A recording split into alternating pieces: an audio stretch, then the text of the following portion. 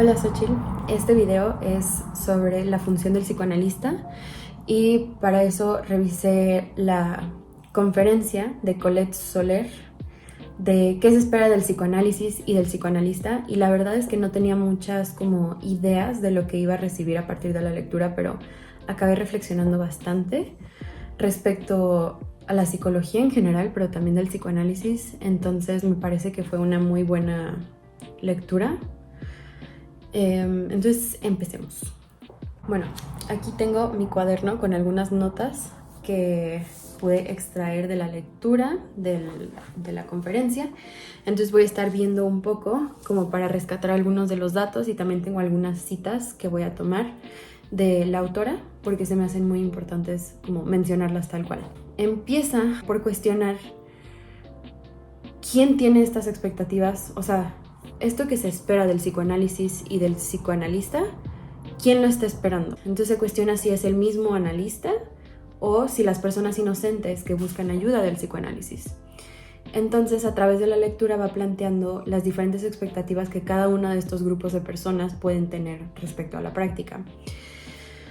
Y un punto que se me hace muy interesante que toca es que las personas que recurren al psicoanálisis o que van por un análisis o que piden ayuda, muchas veces tienen miedo, entran con miedo de lo que puedan descubrir.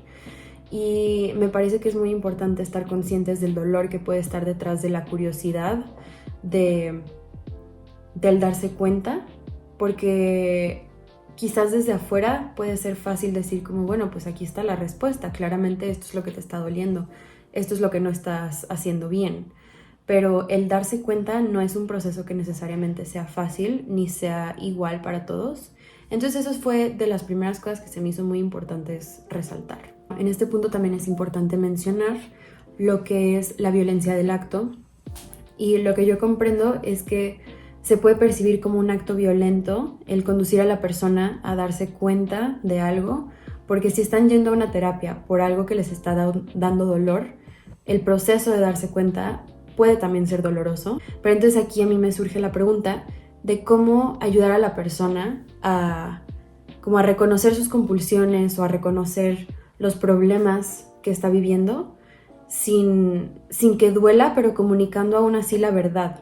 Otro de los puntos que se toca es como la regla freudiana de la asociación de la palabra, que es fundamental, que conforme vamos escuchando todo, no lo escuchemos con una censura, sino que podamos ir más allá de la palabra y escuchar más allá del significado que la palabra en sí tiene, porque muchas veces pues la persona se va a ir abriendo más y más y más y va a estar como expresando mucho más de lo que las palabras superficialmente tienen por decir. Pero ahí la duda que a mí me surge es cómo, como analista, puedes llevar a alguien a que realmente se sientan cómodos dando tantos detalles acerca de su vida y acerca de sus sentimientos, para que te puedan decir las cosas sin censura y que tú las puedas escuchar así.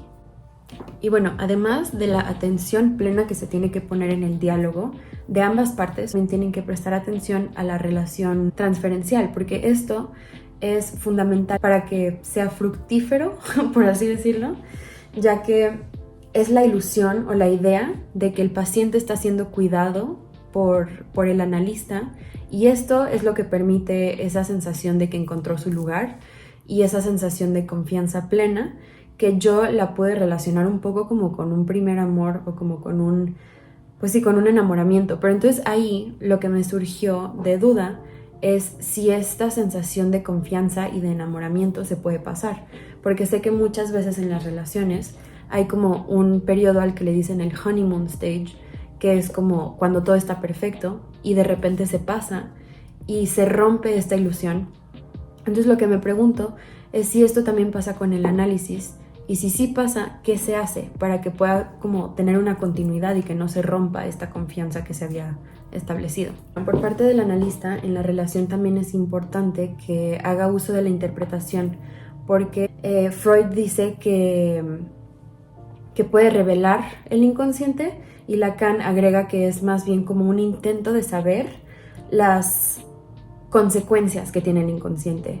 Pero al conocer esto y al adentrarse en el mundo del inconsciente, surgen dos consecuencias, que son la castración y la pulsión indomable. La castración la comprendo como darse cuenta de que hay una búsqueda en vida que nunca va a poder ser satisfecha del todo y que incluso puede dar cabida como a la búsqueda de la muerte, porque como en vida no se va a encontrar esta satisfacción, quizás en la muerte sí. Y luego la pulsión indomable es donde se busca un goce con una fuerza particular, pero no se puede cumplir del todo, por lo que decide ignorarse. Y la ignorancia puede traer la ilusión de que algún día se va a cumplir esta fuerza o esta pulsión, pero realmente no. Y no podemos obligar a la gente a darse cuenta, porque esto puede ser muy doloroso. Incluso esto la autora lo describe como que puede ser un discurso inquietante, porque estamos como retando los límites que la persona puso ahí por una buena razón. Si la persona hasta este punto de su vida no ha querido ver ciertos aspectos, es por algo, es porque ha sido como un mecanismo de protección o de defensa. Y respecto a los síntomas, habla que el inconsciente siempre está trabajando, entonces es imposible que no hayan síntomas, por así decirlo. Así es como yo lo fui entendiendo, porque incluso menciona que no hay sujeto si no hay síntomas.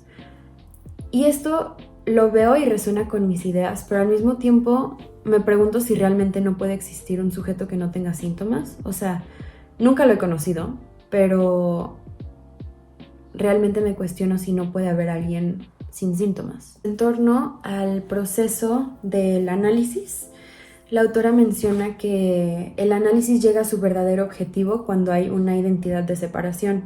Y esto es cuando la identidad no viene por parte de alguien más y no le debe nada a nadie.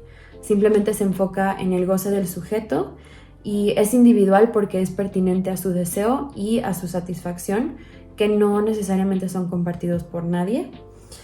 Y entonces el análisis se empieza por elaborar una construcción de la realidad del sujeto y los deseos. Y el final de la lectura o de la conferencia fue algo que realmente incitó mucha reflexión en mí, y es sobre lo que recibe el analista al final de un proceso de análisis. Claro que menciona que un analista recibe paga porque es su forma de ganarse la vida, pero también dice que el proceso de formación de un psicoanalista es eterno, porque siempre que analiza está analizándose también, que por una parte se me hace como abrumador, pero al mismo tiempo se me hace muy emocionante saber que el aprendizaje nunca se acaba. Y esta parte de la lectura también despertó un cuestionamiento que yo ya había tenido, que es cómo es que un paciente llega a decir como, ok, ya, hasta aquí llegué, y cómo es que se le empieza a dar un cierre a esta relación. Porque si existe un vínculo transferencial, me imagino que no puede ser realmente fácil de repente terminarlo. Conforme fui leyendo, una de las respuestas como hipotéticas que fui desarrollando es que pues se lleva a la persona que tenga mayor autonomía con el proceso de una terapia. Entonces llega un punto en el que ambas personas ya están listas como para ir soltando, entonces no es como una pareja que corta de la nada sin tener una explicación posible de por qué su relación llegó a un fin. Sin embargo, un punto que sí me saltó mucho fue que el acto analítico es el único acto cuyo beneficio no va a la gente del acto. O sea, que el goce del éxito de una psicoterapia no necesariamente lo llega a gozar o a disfrutar directamente el terapeuta.